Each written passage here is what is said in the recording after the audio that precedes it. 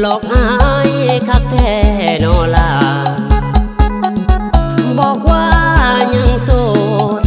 บ่มีคู่เคียงกายยามหลอกให้อายหักแล้วนะผัดมาว่าสิเอาหัวบานฟ้าฝ่าหัวเมื่อได้ยินคำน้องเอ่ยมาน้องบอกกล่าวคำลาสิเข้าวิวาสร้างครอบสร้างครัวกับบ่าวบ้านเดียวกันที่พ่อแม่นั้นเป็นคนหาตัวอายเลยกลายเป็นคนสัว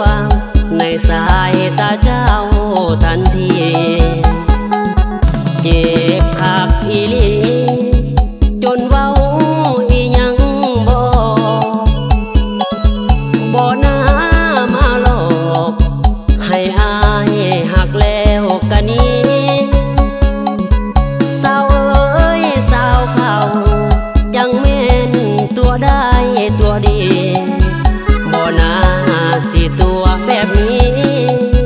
หูตีอายเกือบโศกตายเบาจำปาสักอกหักเจ็บคักอีหลีเจ็บในครั้งนี้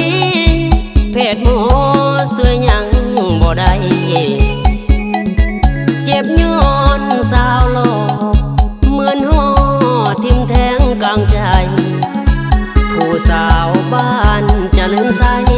เอายังเหตุใจตัวได้ตัวดี